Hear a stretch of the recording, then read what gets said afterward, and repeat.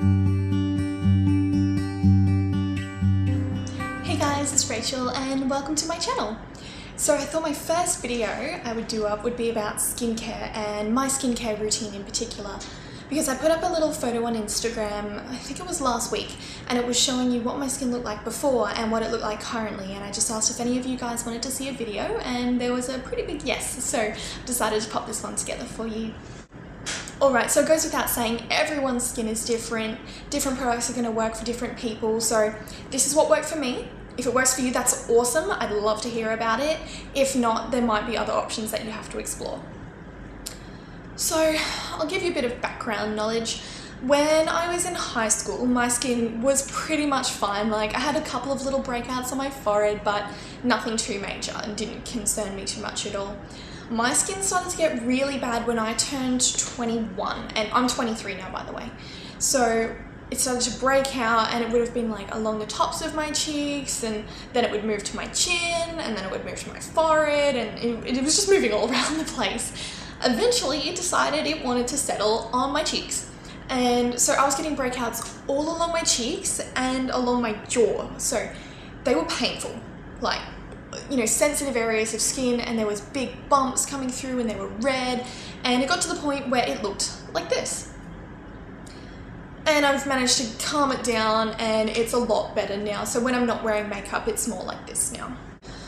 Alright, so what I ended up doing, if you saw my blog post a couple of months ago, you would see that my housemate suggested me a brand called Murad, and that was really great at the time. Like, it cleared my skin up and it did a good job of preventing new breakouts. But I noticed that the longer I was using it, the stranger the texture of my skin became. Like, I would like my skin to look supple and fresh, and it was starting to dry it out, and I was starting to look like a flaky, like dried out goldfish. I don't know, it was just, you know, skin, and it was yuck. Like, don't go there. If your skin is naturally more on the drier side, just don't use products that are going to dry it out even more. Obviously, learnt my lesson. And you know, it was still clear though. And when I went to Thailand with Bo, if you've ever been there, you know how humid it is, and that humidity, it just busted my skin out all over again. It's like I had never been through the whole years and years of trial and error of like cleansing, toning, moisturizing, the Murad products, everything. It was back and in full force, and it was red and it was painful, and I just didn't know how to cope with it anymore. And I don't know about you, but I tended to find that when my skin was bad, my confidence was completely gone, like squat, nothing there. And I don't know if it was just me again, but whenever I went to talk about it with someone, I'd actually start to get really upset. And I think it's because it's something that's not completely in your control. Like, you'd like to think it is. I mean, it's your skin on your body, but it's not. I mean, it's how your skin's reacting to something, or it's not getting a nutrient that it needs, or just any of those sorts of things. And I think for that kind of problem, you have to fix it from the inside out.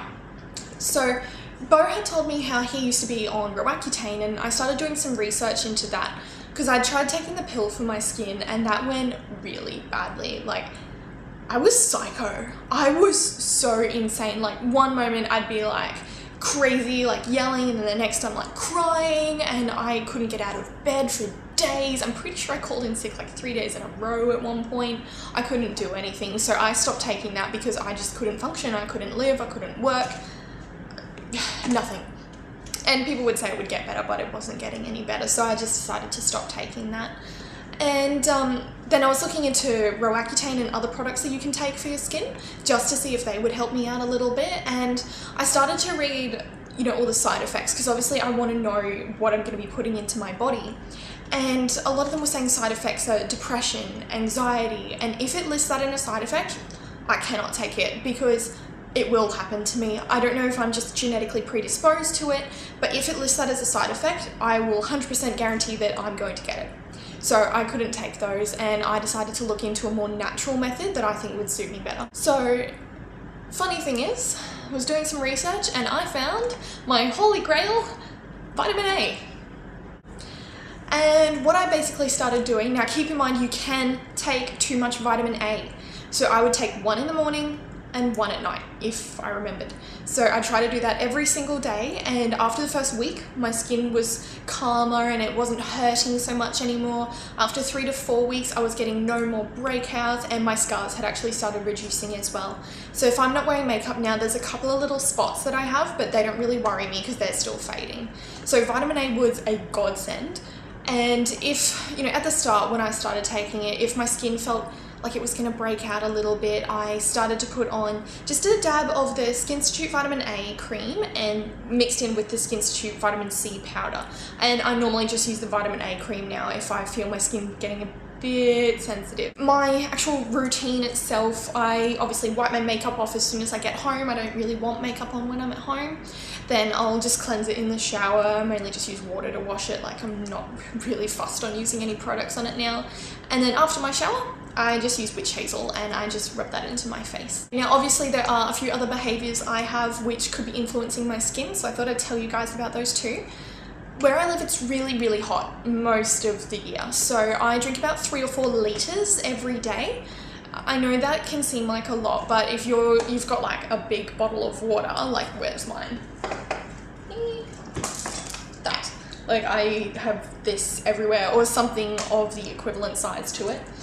And that just helps me to track my water intake because I know how big the water bottle is. I know how much more I have to have for the rest of the day.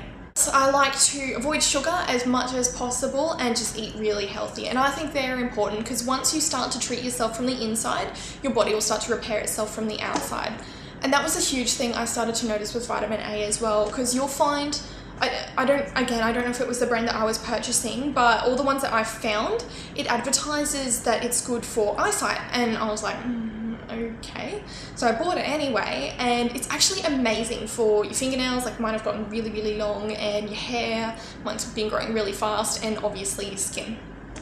So if you've given vitamin A a go, I'd love to hear about it. Like just let me know in the comments below, and whatever you want to see next in the video, let me know as well. I'm totally open to suggestions because I'd love to make whatever you guys want to see. Thanks for watching.